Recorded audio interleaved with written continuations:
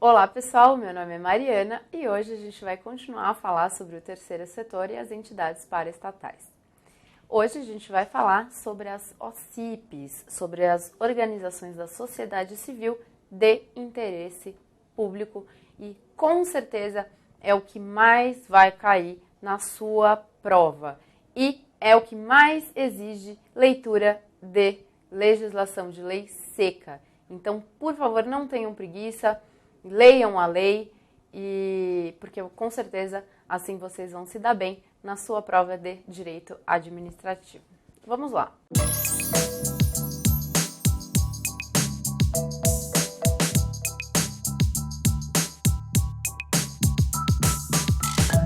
Bom, na aula passada a gente viu sobre as OS e eu falei para vocês que as OS são qualificações especiais das pessoas jurídicas de direito privado. E aqui, pessoal, é a mesma coisa. OCIP, Organizações da Sociedade Civil de Interesse Público, é nada mais, nada menos do que a qualificação dada para uma pessoa jurídica de direito privado sem fins lucrativos que exerça atividades de interesse público. De novo, elas não prestam serviços públicos, elas exercem atividades privadas de interesse público. Ué, mas qual que é a diferença então?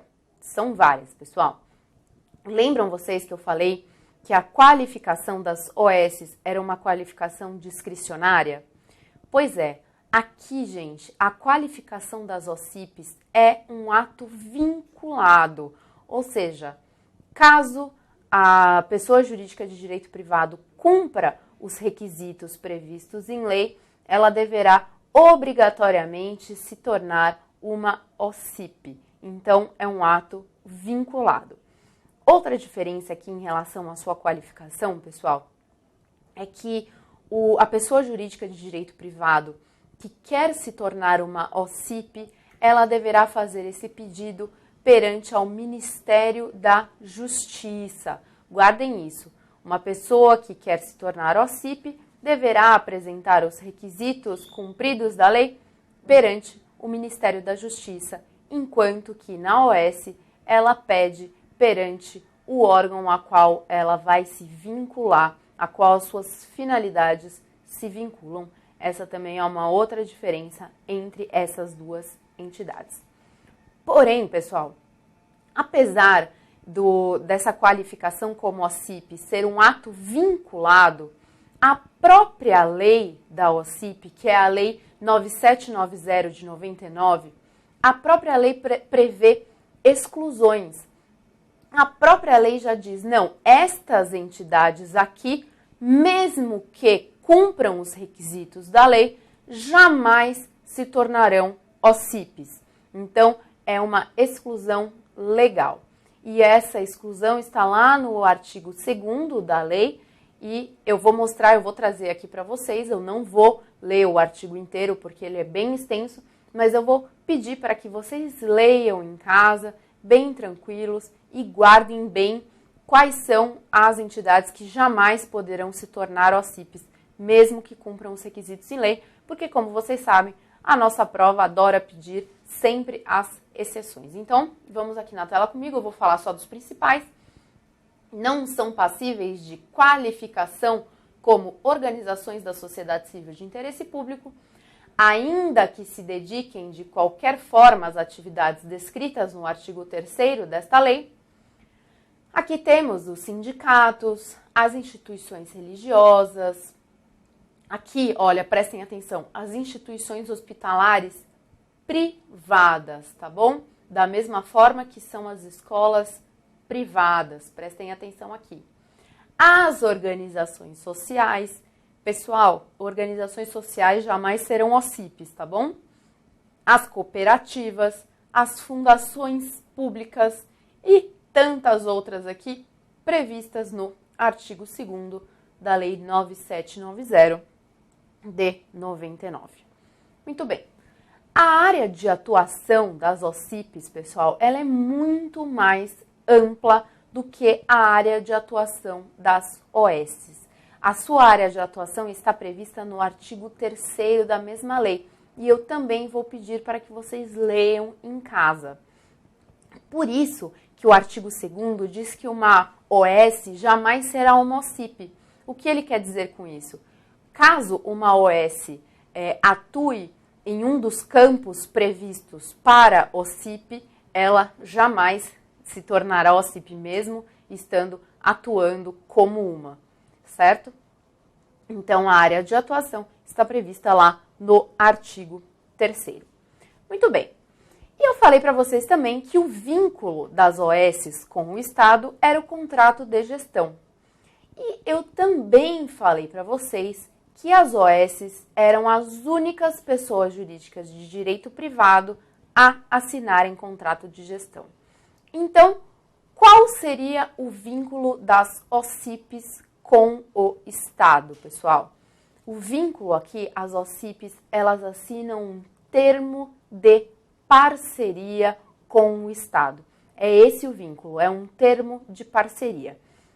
Basicamente, pessoal, só muda a nomenclatura, porque o que será previsto no termo de parceria é basicamente as mesmas coisas que serão previstas no contrato de gestão. Então, será previsto um incentivo às atividades da OCIP, serão previstos também as metas que a OCIP deve cumprir e os prazos em que ela deve cumprir essas metas, tudo lá no termo de parceria. Agora, gente, eu vou trazer um probleminha aqui para vocês. Eu falei para vocês que a qualificação como OCIP é uma qualificação vinculada, certo? Então, nada impede de que haja pessoas jurídicas de direito privado que exerçam a mesma atividade e ambas sejam OCIPs, ou seja, duas pessoas jurídicas de direito privado, ambas OCIPs e ambas com a mesma finalidade.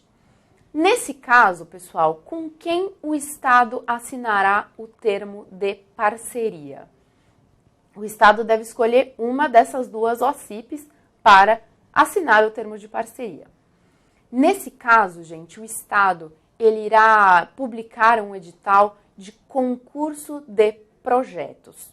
Então, aqui, ele publica o edital. Essas OCIPs que atuam na mesma área, né, tem o mesmo campo de atuação e elas irão apresentar os seus projetos à administração pública, que irá escolher, dentre todos, o mais apto a cumprir com as metas, com aquilo que a administração pública quer.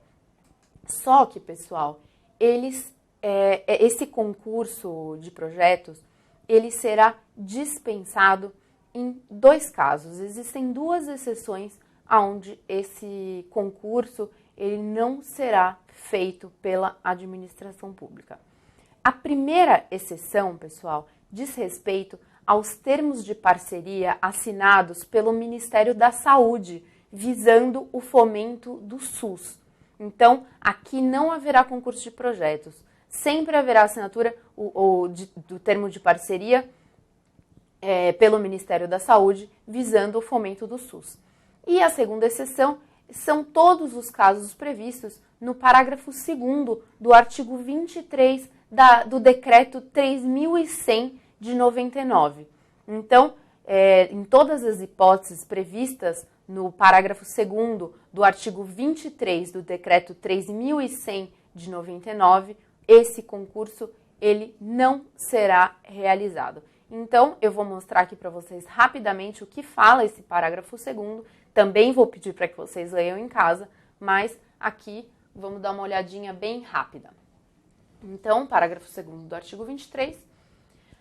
O titular do órgão estatal responsável pelo termo de parceria poderá, mediante decisão fundamentada, excepcionar a exigência prevista no caput nas seguintes situações.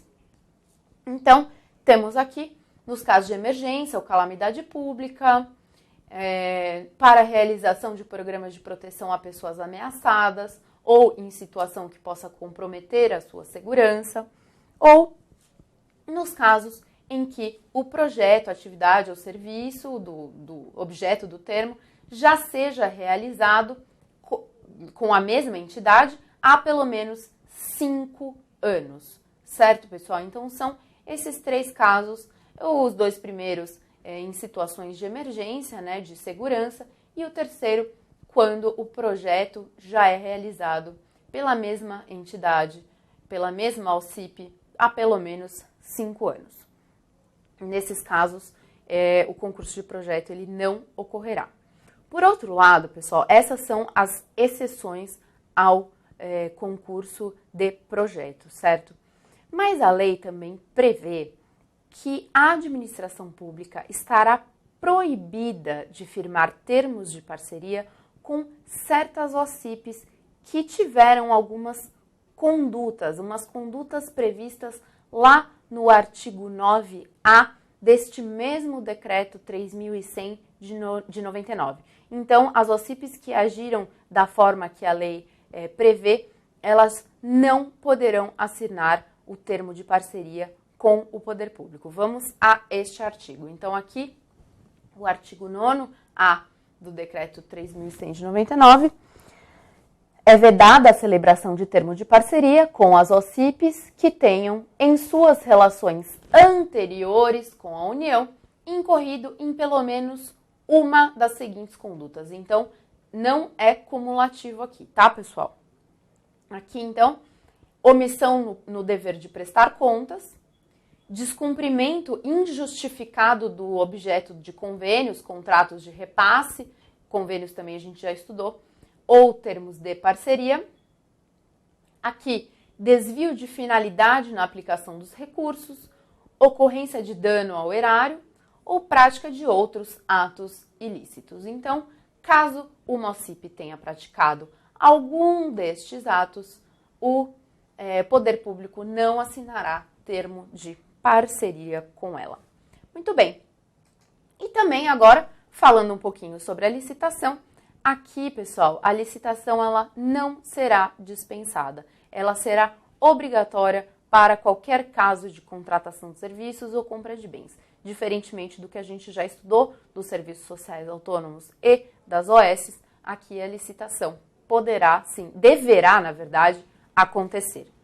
E por fim, para finalizar aqui a nossa matéria, a desqualificação de uma pessoa jurídica como OCIP, ela será feita se ela descumprir a lei. Se essa pessoa jurídica de direito privado, ela passar a descumprir a lei. Então, aqui existe uma diferença. Enquanto a OS será desqualificada pelo descumprimento do contrato de gestão, a OCIP será desqualificada pelo descumprimento da lei. E aqui, para finalizar, gente, eu fiz uma tabela rápida para vocês sobre a diferença entre as OS e as OCIPs.